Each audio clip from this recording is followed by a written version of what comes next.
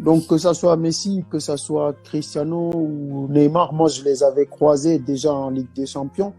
Donc, du coup, le fait de revenir et de les rejouer, c'est vrai que on a de la chance parce que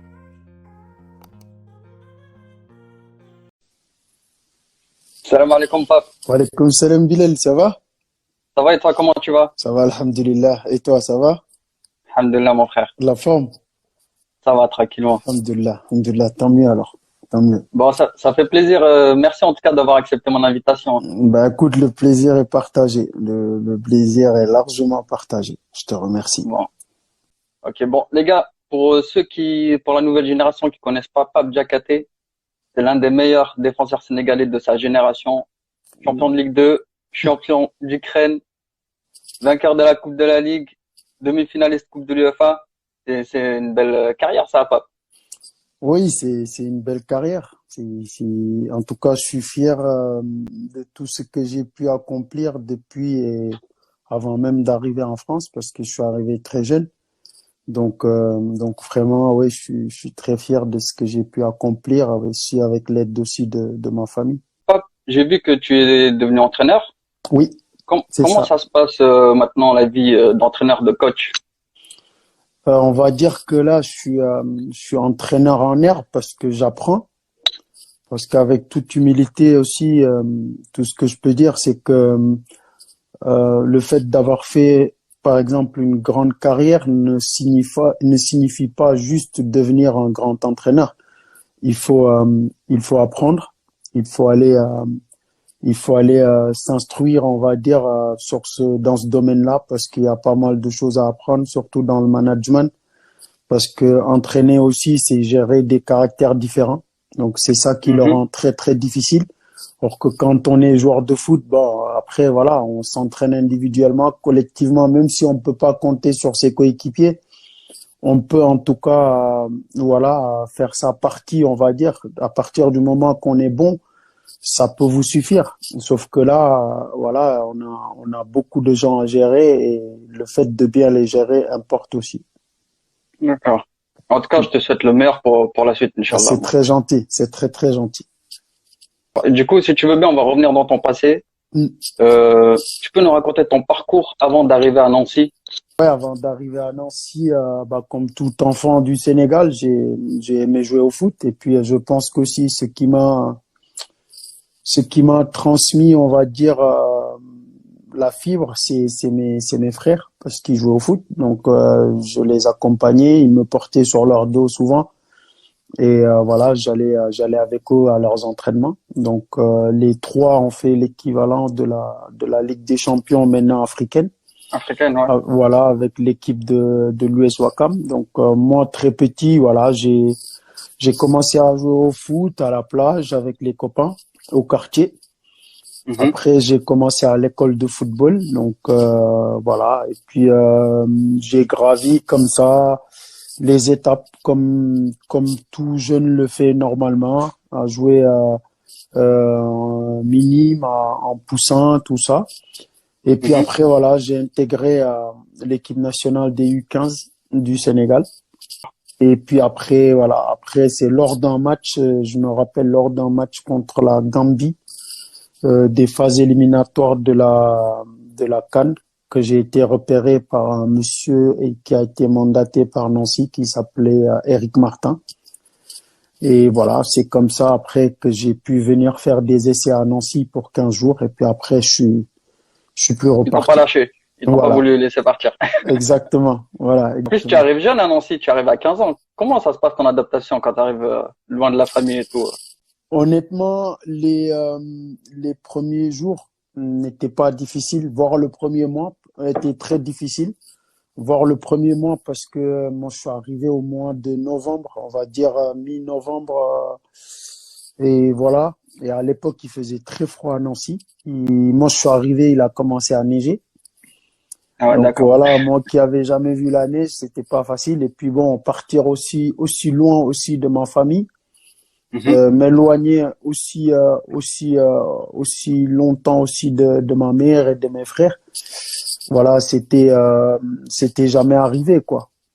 pendant une durée comme ça, on va dire. Donc forcément, D'accord. voilà, c'était très difficile. Et ensuite, à Nancy, tu franchis les étapes très vite. Tu joues ton premier match pro à 17 ans. Tu te sens Exactement. comment à ce moment-là? J'arrive à Nancy et on va dire, voilà, je commence avec les U15, U17 et après je commence avec la réserve très vite en deuxième partie de saison. Je commence avec la réserve. Mhm. Après, au bout d'un mois, on m'appelle pour m'entraîner avec les pros. Et comme par hasard, voilà, il y a eu pas mal de blessés, une hécatombe même de blessés chez les pros. Donc, je me fais appeler et je fais mon premier match.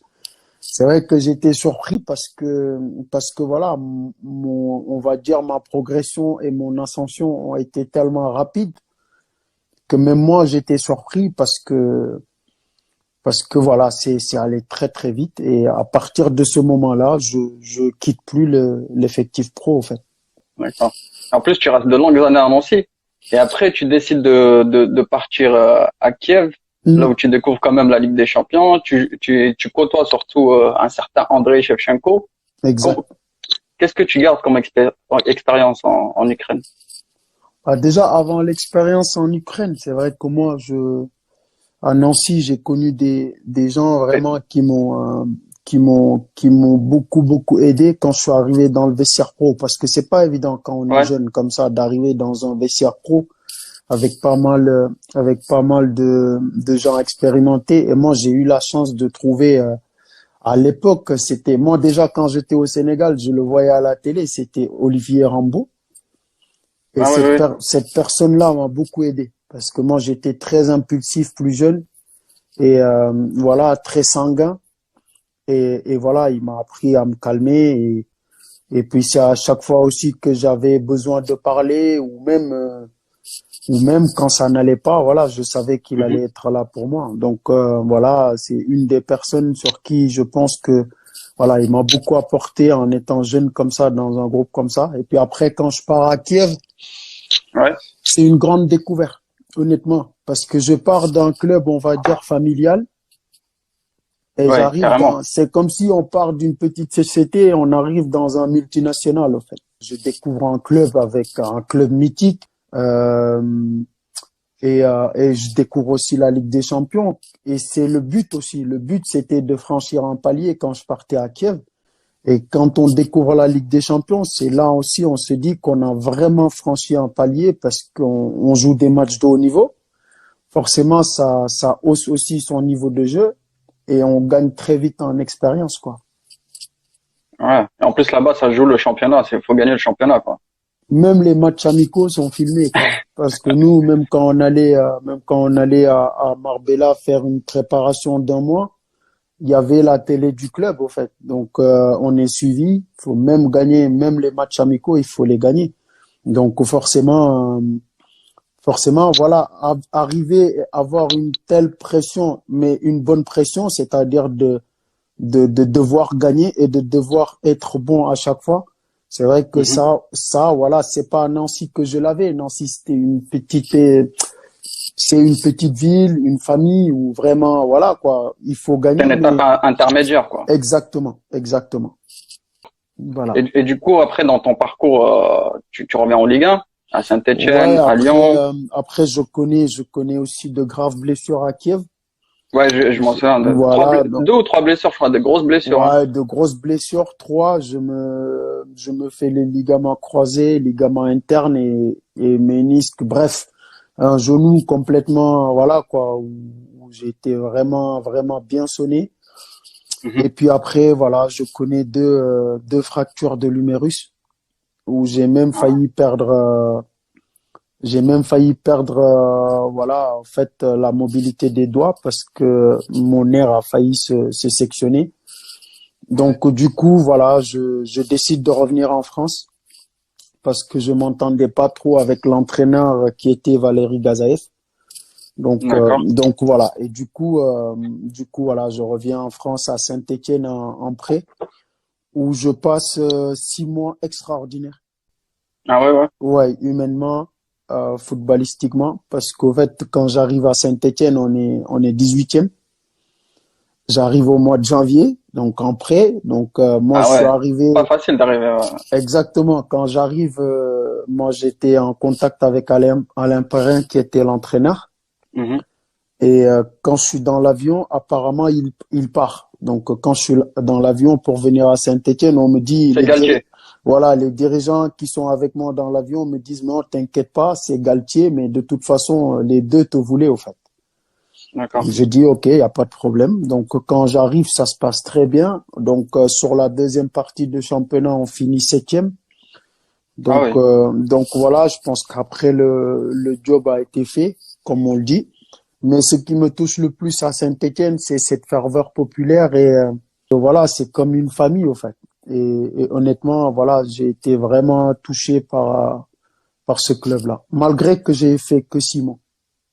T'as fait 6 mois et ensuite tu vas dans le club rival quand Voilà. même. Et après, je vais chez l'ennemi. T'as été touché par Saint-Étienne, mais tu vas chez l'ennemi quoi. Bah, après, ça dépendait pas de moi parce que moi, en fait, Ouais. j'étais en prêt à Saint-Étienne. Donc, du coup, à l'époque, il Oui, c'est connaissait quand vrai. même des difficultés financières. Et c'est vrai que voilà, il pouvait pas me garder, on va dire. Et je me rappelle même des supporters avaient fait une pétition pour qu'ils me gardent. Mais bon, après, je leur en veux pas parce qu'aussi, voilà, ils connaissaient quand même une traversée du désert financièrement. Donc voilà, ce que je comprenais parfaitement. Donc du coup, je vais à Lyon. Mais aussi ce qui me marque, c'est que quand je suis parti à Lyon, honnêtement, il y a aucun supporter stéphanois qui m'a traité de traître. Voilà, ils ont compris ce qui s'était passé parce que le club n'avait pas les moyens peut-être de me garder. Mais le but aussi, c'était aussi de découvrir plus grand aussi, hein. Et Oui, puis c'est clair. aller de retrouver aussi la Ligue des Champions parce que mon but aussi c'est ça, c'est de jouer au haut niveau, c'est de connaître plus haut à chaque fois. Et voilà, donc parti à Lyon où je fais une saison complète. Lyon aussi qui Ouais. ressemble à Kiev Gros club. parce que gros club, obligation de gagner tout le temps, tout le temps, tout le temps, tout le temps. Donc voilà, et ça aussi, ça m'a beaucoup aidé, ne serait-ce que dans les matchs internationaux avec l'équipe nationale déjà, Ouais. parce qu'on connaît un degré de pression tellement énorme que voilà, après la pression, elle nous domine pas, c'est nous qui la dominons parce qu'on a l'habitude aussi de vivre ces genres de situations-là. Et du coup, vu que tu as joué dans les deux clubs, ça se passait comment quand même les derbies? C'était spécial, non? De toute façon, qu'on joue à Lyon, qu'on joue à Saint-Étienne, le premier jour où on signe, on te donne une date, on te dit, est-ce que tu connais la date là, c'est quoi? Sérieux? Voilà, et tu as intérêt à Ah, dire, quand bah, même. c'est le jour du derby, quoi. Et voilà. Autant quand j'ai signé à Saint-Étienne, ils m'ont dit ça, et autant aussi quand ils m'ont dit ça aussi à Lyon quand j'ai signé, quoi. Et Ouais. ensuite, dans ton parcours, tu vas découvrir le championnat espagnol à Mm, Grenade. Tu exactement. gardes quel souvenir de cette aventure? Magnifique. Ouais. Magnifique parce que tout ce que j'avais appris et que j'avais connu du foot, par exemple à la formation française où c'est tactique, c'est carré, c'est très sérieux. Après, je vais en Russie où physiquement, si on n'est pas au top, on peut pas jouer au foot pour eux. Et aussi, c'est très tactique, très, très, très discipliné, mais très discipliné. Et après, quand je vais en Espagne, Mhm. c'est très discipliné, mais c'est, voilà, pour eux, le foot, c'est technique. C'est, tu joues avec ta tête. Voilà, il n'y a pas besoin de courir comme un malade. Il faut se placer dans les bons endroits. Il faut voir avant. C'est des choses qu'on nous apprend, mais le championnat français est tellement physique et tellement tactique que t'as pas assez d'espace, t'as pas de temps parce que c'est, voilà, quoi, c'est vraiment tactique. Or qu'en Espagne, tout est basé sur la technique. Honnêtement, Mhm. on va dire sur les 3 ans, 4 ans que j'ai passé à Grenade, mettre des baskets, aller courir, c'est très rare. Tout se fait Ah ouais? avec, tout se fait avec du ballon. Tout, tout, tout, tout. Voilà, quoi, Ah ouais, quand même. philosophie du foot, quoi. C'est que du football, du football, du football. Voilà, tout est fait avec le ballon. En plus, toi, là-bas, tu affrontes des grands joueurs. Ouais, Tu joues contre des Cristiano, Neymar, Messi. Dans ta tête, exactement. tu te dis quoi quand tu vas jouer un match contre une légende comme Cristiano ou Messi?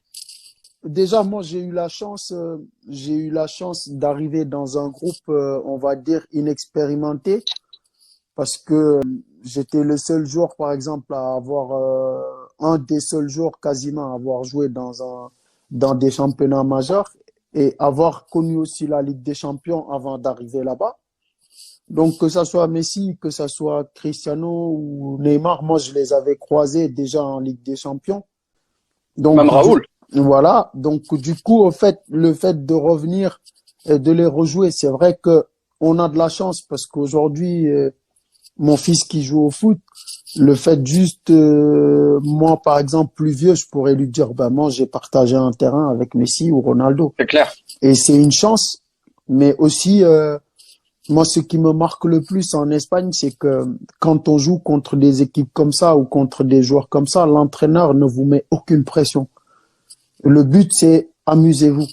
C'est ni le résultat parce que quoi qu'il arrive, ils vous disent, quoi qu'il arrive, nous, on n'a pas le budget de Barcelone, on n'a pas la même Mhm. équipe que Barcelone. Tout ce que je vous demande de faire, c'est de très bien jouer.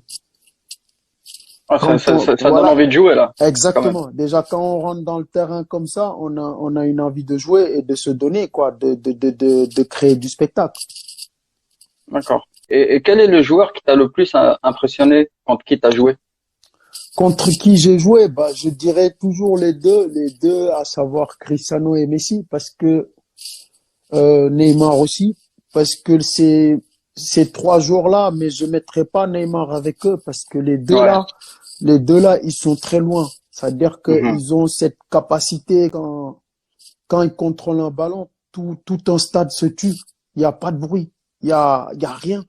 Parce qu'ils attendent qu'il se passe quelque chose, quoi. Et moi, le fait d'avoir joué contre Cristiano, bah, il sait tout faire. Messi, Ouais. on n'en parle pas parce que ce qu'il a, c'est un don. C'est quand il a envie d'accélérer, il accélère, il fait la différence.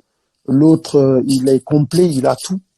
Il peut jouer dos au jeu, il peut prendre la Ouais. profondeur, il peut décrocher et voilà. Aujourd'hui, même les joueurs les plus grands attaquants aujourd'hui, Ouais, y a pas. ils ont pas ces caractéristiques-là. Et Non, lui, non, non. eux, les deux là, ils ont tout. Donc forcément, voilà, c'est des extraterrestres. C'est clair.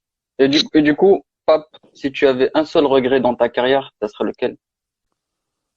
C'est quand, bah, je dirais que c'est le destin parce que moi, je suis un croyant, donc tout ce qui arrive dans ma vie aussi, voilà, je me dis que Dieu l'a décidé comme ça et voilà. Mais moi, je me rappelle quand j'étais à Kiev, juste avant de me faire mes croisés, on allait préparer une demi-finale de Coupe de l'UEFA et que moi, mon président était en train de discuter avec Arsenal pour se mettre d'accord. Ah ouais. Donc, voilà, le fait de me blesser comme ça et que ça coupe, par exemple, un transfert à Arsenal, c'est vrai que voilà, c'est pas un regret, mais ça m'a vraiment marqué. Ça Ouais. m'a C'est un vraiment coup du marqué. destin, quoi. Voilà, parce que c'était un coup du destin et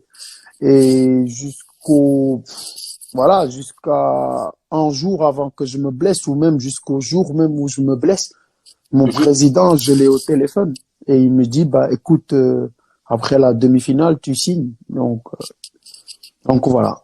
Et c'est vrai, Et t'avais eu Arsène Wenger ou c'était club les à club? deux clubs, Les deux clubs, ouais. l'agent et les clubs ont parlé et tout était presque ficelé, quoi. Et c'est ça qui est dommage. Ah, ça fait partie du jeu. Mais c'est comme ça, voilà. C'est ça. C'est comme ça. D'accord. Maintenant, on va parler de la sélection. Quel est ton meilleur souvenir avec la sélection du Sénégal? Moi, ce qui me marque en premier, c'est ma première sélection, parce que j'étais jeune, j'avais 19 ans. Oui. Et c'est vrai que ces moments-là, on les oublie pas parce que je venais d'être champion de France de Ligue 2, je venais de monter, je venais de gagner la Coupe de la Ligue. Mhm. Je faisais partie de l'équipe type de Ligue 1 Ah en oui, oui, fin oui. d'année. Donc du coup, voilà, être appelé comme ça aussi, c'est faire partie, en tout cas, de la génération 2002 là qui venait d'aller à la Coupe du Monde, de revenir. Et puis voilà, moi Ouais. j'ai été appelé en 2003-2004. Juste Donc après, d'accord. voilà, donc moi je peux dire que je fais partie des jeunes qui ont fait la passerelle entre la génération 2002 et la génération d'après, quoi. Et j'étais fier et j'étais très content voilà, d'intégrer la tanière. Est-ce que tu as une petite anecdote de vestiaire qui t'a marqué les esprits, on va dire? Je me rappelle je me rappelle juste un match où on va aller jouer en Gambie parce que Ouais. c'est un pays limitrophe. Donc, forcément, les matchs, c'est même pas des matchs, c'est comme une guerre, quoi. Donc, je me rappelle, nous, quand on est arrivé dans le vestiaire, ils nous avaient donné tellement des vestiaires tellement petits que tout l'effectif ne pouvait pas rentrer dans le vestiaire, en fait. Ah ouais, quand même. Donc, on s'est changé vite fait, debout, Ouais. voilà, et on est sorti, mais je me rappelle toujours du discours de Jules François Bocandé, feu Jules François Bocandé, qui nous a vraiment tenu un discours, mais super émouvant parce que tellement il voulait nous mettre en difficulté par rapport au traitement qu'ils nous ont réservé. Il a pris la parole. Il parle pas beaucoup, mais à chaque fois qu'il parle, c'est vrai que voilà, il touche là où ça tilte. Ouais. Et il nous dit, écoutez les enfants, je vais vous dire un truc. Vous représentez tout un pays. Et aujourd'hui, si on sort d'ici avec tout ce qu'on a subi depuis qu'on est arrivé ici, si on gagne pas ce match, regardez tous ces supporters qui sont venus du Sénégal et pensez à tous ces Sénégalais qui vivent ici après le match. Si on perd le match, tout ce qu'ils vont subir. Et je me rappelle, moi, je suis sorti à l'échauffement, mais Mhm. j'étais déterminé. C'est comme si j'allais à Ouais. la guerre. Et forcément, voilà, quand on gagne ce match-là, j'étais fier. J'étais fier parce que c'est des moments aussi comme ça que ça sert à une sélection. Parce que quand on représente son pays, il faut tout donner. C'est pas Oui, permis c'est à tout ça. le monde. Voilà. C'est quand même une expérience différente que du club. Quand tu joues un match avec un club et la sélection, ça n'a rien à voir. Honnêtement, moi, quand j'allais en sélection, je faisais même une mini préparation avant d'y aller. Ah ouais? Parce que je savais que voilà, euh, je savais que le club c'est quelque chose c'est différent de la sélection parce qu'une sélection c'est son pays, c'est ses parents, c'est ses origines, c'est sa famille, c'est ses amis.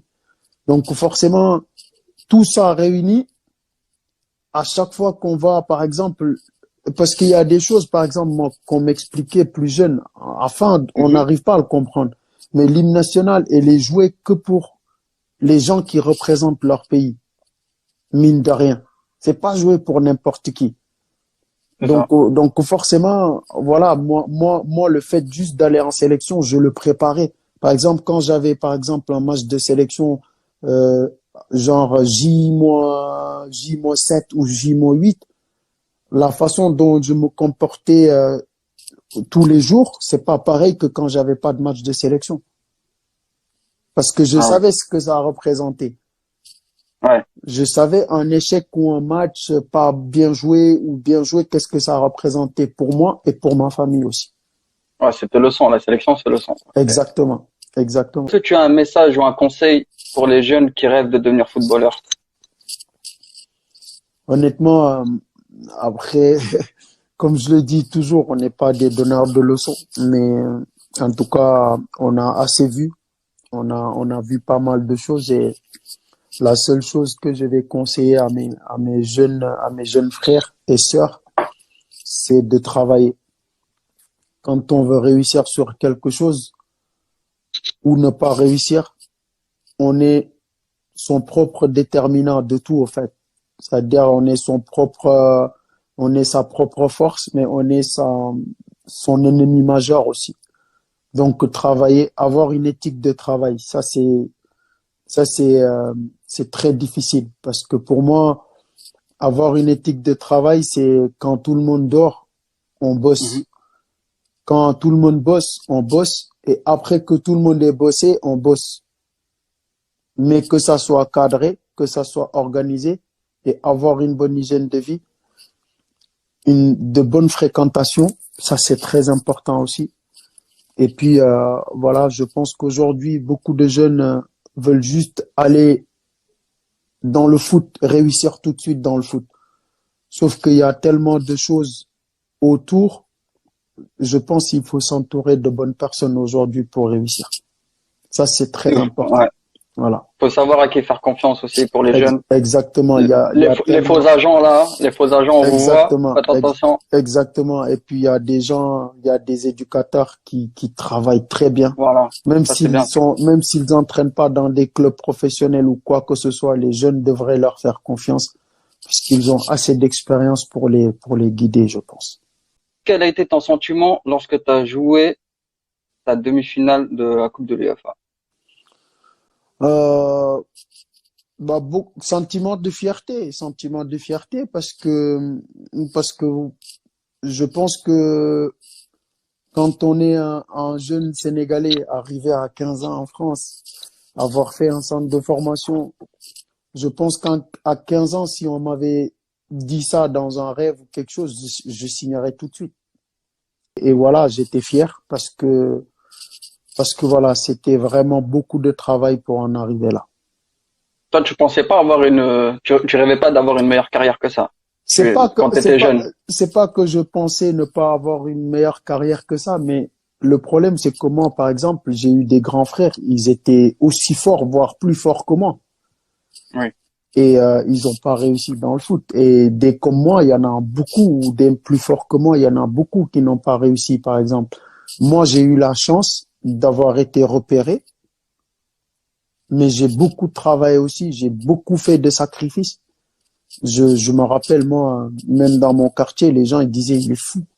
Je m'entraînais à n'importe quelle heure. Ouais. Donc à partir de là, oui, je me dis que je suis chanceux. C'est vrai. D'accord. Est-ce que tu peux nous faire un 5 type? Un 5 types, Allez. je mettrais Maldini, Nesta, et je mettrais Redondo, et je Mhm. mettrais Cristiano et Messi. Et toi, tu te mets pas dedans? Ah non, non, non, non, non, non, non. C'est le coach. Ouais, C'est le coach. T'es devenu coach je maintenant. respecte trop ces gens-là. Merci beaucoup de Ça ta marche, Bilal. gentillesse. Ça marche. Ben, écoute, Ça fait vraiment plaisir. merci de m'avoir invité, en tout cas. Vas-y, ciao. Allez, ciao, Salut. ciao, ciao. Merci.